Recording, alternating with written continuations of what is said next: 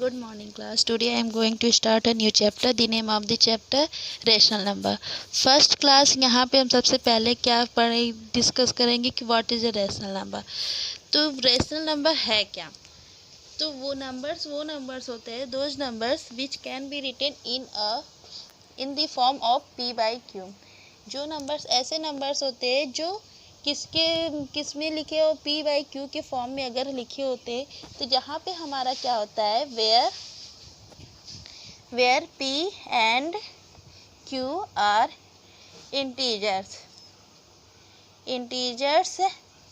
but and q does not equal to 0। लेकिन यहाँ पे जो q की वैल्यू हो वो 0 नहीं होगी। अगर q की वैल्यू अगर 0 हो जाती तो वो हमारा क्या होगा, रैशनल नंबर नहीं होगा। अगर q की वैल्यू अगर हम यहाँ पे जैसे सपोज दैट हम यहाँ पे ले लेते कोई नंबर, फॉर एग्जांपल में 1/2, तो ये हमारा क्या हो गया, रैशनल नंबर हो गया। -1/2 भी लेते तो भी रैशनल नंबर हो गया। लेकिन अगर यहाँ पे 3/0 करते हैं तो क्या ये हमारा रैशनल नंबर होगा? नो, ये सिर्फ हमारा क्या होगा, ओनली इंटीजर्स। इट मीन्स हम इसको कैसे लिख सकते हैं, 3 लिख सकते हैं। तो ये हमारा क्या है, रैशनल नंबर नहीं है। तो सेम इसी बेस पे q की value does not equal to 0। अब पॉजिटिव रेशनल नंबर और निगेटिव रेशनल नंबर में क्या होगा, जैसे ये हमारा क्या हो गया, पॉजिटिव रेशनल नंबर हो गया, ये हमारा निगेटिव रेशनल नंबर हो गया। अब हम इसी बेस पे हम कुछ क्वेश्चन लेते हैं एक्सरसाइज 1.1 में, जिसमें फर्स्ट तो है which of the following are a rational number. तो जिसे आपको आइडेंटिफाई करना है, इसको हम नहीं बताएंगे। नेक्स्ट क्वेश्चन जैसे हम लेते हैं express -5/3 as a rational numbers whose numerator is -20। अब यहाँ पे जैसे हमने ले लिया, जैसे 20 को कट कर 20 करके यहाँ पे हम 35 लेते हैं, -35 यहाँ पे हमने ले लिया। अब इसको क्या करें कि हमारा किससे क्या मल्टीप्लाई करें या डिवाइड करें या सम करें, जो भी हमें करना है, क्या करें कि हमारा 35 न्यूमरेटर हो जाए। तो जैसा कि हम फ्रैक्शन वैल्यू में पढ़े, तो हमारा क्या होता है, ये हमारा न्यूमरेटर होता है, ये हमारा डिनोमिनेटर होता है। तो -5/3, तो हमें क्या बनाना है, न्यूमरेटर को 35 बनाना है। तो 5 × 7 करेंगे तो 35 हो गया। सेम इसी बेस, मतलब अगर आप न्यूमरेटर में 7 से मल्टीप्लाई करेंगे तो देन हमारा क्या करेंगे, डिनोमिनेटर से भी हमारा क्या हो जाएगा, मल्टीप्लाई हो जाएगा। तो 3 7 जा 21, तो -35/21। अब क्वेश्चन के अकॉर्डिंग क्या हो जाएगा, हमारा 35 हमें बनाना था, तो हमारा क्या हो गया 35। बट यहाँ क्वेश्चन में 35 है, नॉट -35। तो यहाँ पे क्या करेंगे, माइनस से हम क्या करेंगे, मल्टीप्लाई कराएंगे। जब माइनस से मल्टीप्लाई कराएंगे तो ये माइनस माइनस हमारा कट जाएगा, मतलब माइनस माइनस मल्टीप्लाई हो जाएगा। तो क्या आ जाएगा, 35/21। इस तरीके से हमारा यहाँ पे आएगा। अब इसी तरह डिनोमिनेटर के क्वेश्चन है जिसे हमें करना है। अब नेक्स्ट क्वेश्चन लेते हैं, जैसे express in standard form. Express करना है स्टैंडर्ड फॉर्म में। तो स्टैंडर्ड फॉर्म के 2 वेस होते हैं। जैसे क्या है कि हम कभी, मतलब आप या तो खुद से एज्यूम करके निकाल सकते हैं, या तो एचसीएफ निकाल के हम उसे एक्सप्रेस कर सकते हैं स्टैंडर्ड फॉर्म में। तो जैसे हम फर्स्ट ले लेते हैं 15/65। तो यहाँ पे क्या हो जाएगा, अब हम देखेंगे कौन सा एक ऐसा कॉमन नंबर्स होगा जो दोनों डिविजिबल, मतलब 15 और 65 दोनों डिविजिबल होगा। तो कौन सा कॉमन नंबर हो गया, ये 13 से डिविजिबल है 5 टाइम्स, ये 3 से डिविजिबल है 5 टाइम्स। इट मीन्स हमारे पास कॉमन नंबर्स क्या हो गया, 5 नंबर्स हो गया। या तो फिर आप ऐसे भी करते हैं, 15 और 60 का एचसीएफ निकाल के जो कॉमन नंबर्स आएगा उसी से डिवाइड करके निकालेंगे। बट यहाँ पे हम एज्यूम करके निकाल रहे हैं। तो 15/5 एंड 65/5, ये दोनों में कॉमन नंबर्स है। तो 5 का क्या हो जाएगा 3, अब ये क्या हो जाएगा, कितना हो जाएगा 13। अब हमारे पास 3/13 जो नंबर्स आए हैं, तो क्या अब ऐसा कोई कॉमन नंबर होगा जिससे हम क्या करेंगे कि उसको डिविजिबल कर सकते हैं? नहीं, क्योंकि 3/13 अब कोई भी ऐसे नंबर से कट नहीं होंगे। तो ये हमारा स्टैंडर्ड फॉर्म वही होता है कि हमें ऐसे फॉर्म में लाना है जिसको हम उसके आगे अब हम किसी भी नंबर से कट ना कर सके, न्यूमरेटर एंड डिनोमिनेटर को। इसी बेस पे हमारा ये क्या हो जाएगा, स्टैंडर्ड फॉर्म हो जाएगा। अब क्या है हमारे पास, एब्सोल्यूट वैल्यू हमारे पास वो वैल्यू होती है जिससे हमें माइनस साइन में गिवन है तो हमारा पॉजिटिव में कन्वर्ट हो जाएगा, अगर पॉजिटिव में गिवन है तो हमारा माइनस में कन्वर्ट हो जाएगा। तो अगर जैसे एब्सोल्यूट वैल्यू निकालनी है, एब्सोल्यूट वैल्यू हमें फाइंड आउट करनी है, तो हम सबसे पहले क्या करेंगे, जैसे हम कोई भी नंबर्स ले लेते हैं -4/7, इसे हम क्या करेंगे, -4/7 इक्वल टू हमारे पास क्या हो जाएगा 4/7। तो यहाँ पे क्या हो जाएगी, ये हमारा एब्सोल्यूट वैल्यू। एब्सोल्यूट मीन्स क्या हो गया कि हमारे उसी किसी भी मतलब पॉजिटिव में ही, पॉजिटिव रेशनल में ही कन्वर्ट करना। अब जैसे write 3 rational number, write 3 rational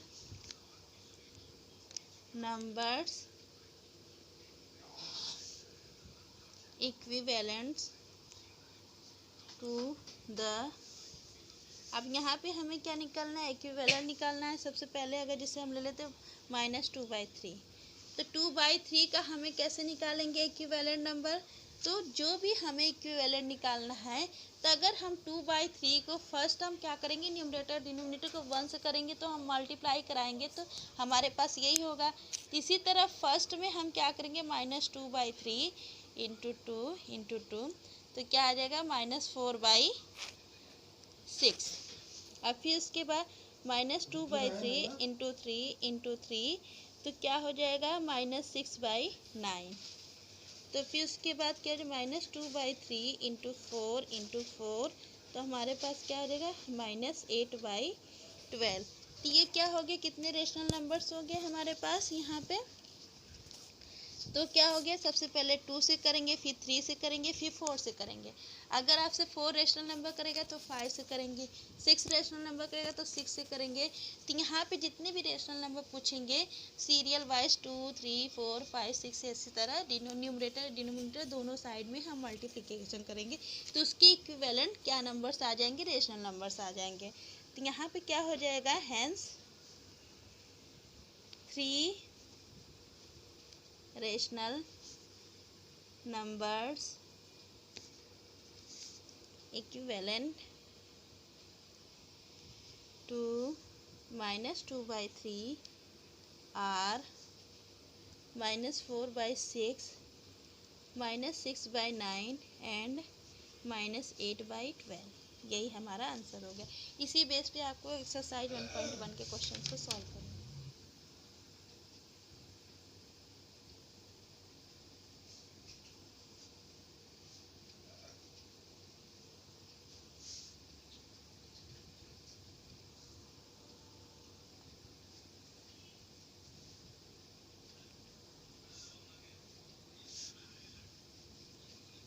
यहाँ पे जैसे हमने क्वेश्चंस लिया है, कोई इसमें में से एक्सरसाइज 1.2 में से कि इसमें में से कौन से जो रेशनल नंबर गिवन है वो उसमें में से कौन सा ग्रेटर है, कौन सा स्मॉलर है। तो सबसे पहले हमने लिया -1/2 एंड 4/-7। तो इट मीन्स यहाँ पे अगर माइनस गिवन है तो सेम हमारा यही नहीं होगा, तो इसे हम ऐसे भी लिख सकते हैं, सॉल्यूशन -1/2 एंड -4/7, मतलब माइनस हमारा यहाँ से भी न्यूमरेटर में भी हो सकता है। तो सबसे पहले हमारे पास जो मेथड होता है, एलसीएम ऑफ 2 एंड 7 इज 14। हमारे पास जो एलसीएम आएगा 2 और 7 का 14 होगा, तो -1/2। अब हम ऐसा क्या करें कि हमारा जो डिनोमिनेटर है वो 14 हो जाए, तो 14 मिलना बनाने के लिए हम क्या करेंगे, 7 से मल्टीप्लाई करेंगे, 2 7 जा 14, ये भी हमारा 7, तो -7/14 ये हो गया। अब क्या है हमारे पास -4/7, तो ऐसा क्या करें कि जिससे हमारा ये 14 आ जाए, तो इंटू 2, तो -8/14। तो यहाँ पे अब हम क्या करेंगे कि अब हम इसमें में से देखेंगे कौन सा ग्रेटर है। तो -7/14 -8/14। तो रेशनल नंबर में क्या होता है कि जो नंबर्स पहले आते हैं, जैसे यहाँ पे हम 0 और फिर उसके बाद -1 -2, तो हमारे पास क्या हो गया, -2 से बड़ा कौन है, -1 है। अगर जैसे हम रेशनल नंबर को एक्सप्लेन करते हैं, -2 से बड़ा हमारे पास क्या हो गया, -1। इसी तरह तो हमारे पास जैसे हम यहाँ पे 0 से लेके हमने क्या किया, 14 पार्ट में डिवाइड किया है। -1 -2 -3 -4 -5 -6 -7 -8। तो यहाँ पे क्या हो जाएगा, -7 पे आता है तो -7 आउट ऑफ 14, मतलब क्या हो गया, -7 14 में से -7 पहले आ रहा है, फिर उसके बाद -8 आउट ऑफ 14। तो हमारे पास ग्रेटर क्या हो गया, -7/14 इज ग्रेटर देन -8/14। इसी तरह हम कंपेयर कर सकते हैं, या तो फिर आप इसका क्रॉस मल्टीप्लिकेशन भी कर सकते हैं। यूजिंग क्रॉस मल्टीप्लिकेशन में क्या हो जाएगा, -7 × 1, तो हमारा क्या हो जाएगा, 7 आएगा, और 2 4 जा 8, तो कितना हो जाएगा अगर हम क्रॉस मल्टीप्लिकेशन करते हैं, -1 × -7 और फिर उसके बाद और 2 × 4, तो 7 = 8। तो भी हमारा 7 पहले आएगा, तो 7 is the greater number. Then इसी बेस पे अगर हम रेशनल नंबर में कहेंगे तो -1/2 ग्रेटर देन 4/-7। इसी तरह हम कंपेयर करेंगे। अब नेक्स्ट क्वेश्चन जैसे है, arrange the rational number in ascending order. Ascending order means क्या होता है, हम छोटे से बड़े नंबर्स में लेके चलेंगे।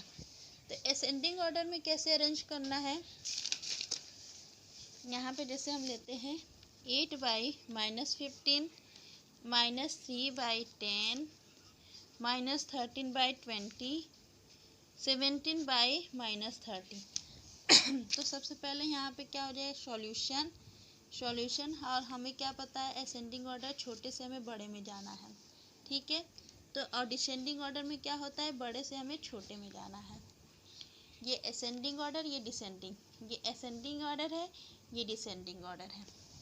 यही हमारा क्या होता है, इन दोनों में डिफरेंस होता है। तो सबसे पहले क्या करेंगे, अब यहाँ पे जैसे सबसे पहले हम एलसीएम निकालेंगे, एलसीएम ऑफ 15 10 20 एंड 30। तो यहाँ पे एलसीएम अगर हम निकालते हैं तो क्या हो जाएगा, 2 से अगर कट होगा 2 15 तो कट होगा नहीं, 2 5 जा 10, 2 10 जा 20, 2 15। तो यहाँ पे क्या हो जाएगा, फिर 2 से कट होगा 15 5 5, अब ये 15 तो कट होगा नहीं, लेकिन अब 3 से होगा, तो 3 5 जा 5 5 5, आइए फिर उसके बाद 5 5 5 से कट हो गया। तो इसका एलसीएम क्या आ गया, 2 2 जा 4 4 3 जा 12 12 5 जा 16। तो क्या हो गया, हमारे पास 60 हमारा आ जाएगा।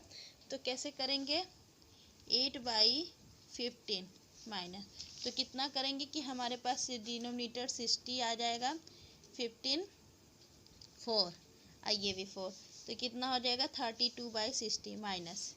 अब नेक्स्ट 3/10, 6 से मल्टीप्लाई कराएंगे, फिर ये 6, तो कितना हो जाएगा -18/60। अब फिर उसके बाद क्या आ जाएगा, -13/20, 20 को 3 टाइम्स करेंगे तो हमारे पास क्या आ जाएगा, 60 आ जाएगा। डिनोमिनेटर हमें 60 ही बनाना है, तो 60 और फिर 39 माइनस, अब फिर 17 है 17 -13 इंटू 2 तो -34/60। अब यहाँ पे जितने भी रेशनल नंबर्स हैं वो सब सारे निगेटिव रेशनल नंबर्स हैं। तो सबसे पहले निगेटिव रेशनल नंबर में हमें क्या करना है, छोटे से बड़े। अभी जस्ट इसके पहले हमने एक्सप्लेन किया कि रेशनल नंबर कैसे क्या होता है। तो सबसे छोटा रेशनल नंबर यहाँ पे क्या है, 39 -39/60। अब फिर उसके बाद क्या है, 34 -34/60। फिर उसके बाद क्या है, -32/60। और फिर उसके बाद -18/60। तो -39/60 किसका हो गया हमारे पास, ये 4 79 बाई 30 माइनस, और फिर उसके बाद क्या हो जाएगा, सॉरी माइनस 39 है, तो हमारा किसका है 13 बाई 20 माइनस 13/20, फिर माइनस 17/30, और फिर उसके बाद ये 34 का हो गया। अब 32 का क्या है माइनस 8/15, और फिर उसके बाद लास्ट में माइनस 3/10। तो इसमें हम इसमें अरेंज हमने किस में किया है, अरेंज इन असेंडिंग ऑर्डर में। अगर इसी तरह डिसेंडिंग ऑर्डर में होगा तो हम क्या करेंगे, सबसे पहले अगर इसे डिसेंडिंग ऑर्डर में अरेंज करते हैं तो अरेंज इन डिसेंडिंग ऑर्डर, तो कैसे क्या करेंगे, माइनस 3/10, फिर उसके बाद माइनस 8/15, फिर उसके बाद माइनस 17/30, फिर उसके बाद माइनस 13/20। तो ये क्या हो गया, ये डिसेंडिंग ऑर्डर में अरेंज हो गया, ये असेंडिंग ऑर्डर में है। इसी बेस पे आपको क्वेश्चंस को करना है। फिर भी अगर आपको कोई कन्फ्यूजन्स होता है तो आप हमसे क्यूरी टाइम में पूछ सकते हैं। Okay, thank you.